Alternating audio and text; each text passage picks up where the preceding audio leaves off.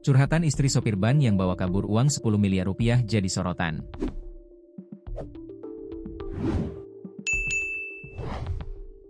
Terungkap curahan hati. Curhat, istri sopir ban Jateng Anggun Tias yang membawa kabur uang 10 miliar rupiah. Sang istri berinisial I ternyata merasa mempunyai beban atas ulah suami yang sempat menghebohkan warga. Alhasil istri dan anak-anaknya jadi sorotan warga sekitar rumah mereka imbas dari kelakuan suami membawa kabur uang ban miliaran rupiah. Bahkan sang istri sempat takut bakal dikucilkan tetangganya mereka. Anggun Tias nekat membawa kabur uang 10 miliar rupiah pada Senin, 1 September 2025, lalu. Ia melakukan aksinya saat sedang bertugas mengantar pegawai ban mengambil uang di Ban Jateng Cabang Solo, Jalan Slamet Riyadi, Gladak.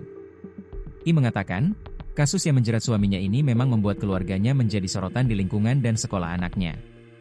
Ia awalnya tak tahu kasus sang suami, kemudian diceritakan oleh pihak ban. Tidak tahu, kejadiannya kan di tempat kerja. Saya juga tidak komunikasi apa-apa, semuanya normal seperti biasanya, sebelum berangkat kerja, ujar I, Selasa, 9 September 2025, melansir dari Tribun Solo.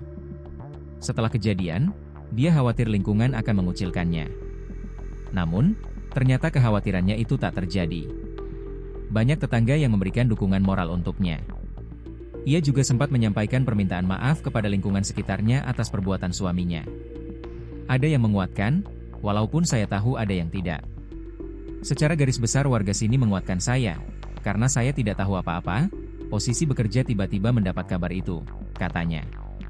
Meski tidak merasa dikucilkan, I mengakui dampak dari peristiwa itu sangat besar. Ia dan anak-anaknya turut menjadi sorotan, bahkan hingga di lingkungan sekolah. Puji Tuhan bisa melalui ini. Kalau saya harus tetap bersyukur apapun itu. Saya juga belum tahu, saya belum ketemu. Saya tahu dari berita-berita yang ada, ujar I. Kejadian ini bermula saat karyawan ban mengambil uang sebesar 6 miliar rupiah di kantor perwakilan Ban Indonesia, BI, cabang Solo menggunakan mobil operasional kantor. Setelah itu, rombongan kembali mengambil uang sebesar 4 miliar rupiah di Ban Jateng cabang Solo yang berada di kawasan Gladak. Saat itu, uang dalam jumlah besar tersebut sudah ditempatkan di dalam mobil. Sopir kemudian beralasan ingin memindahkan letak parkir kendaraan.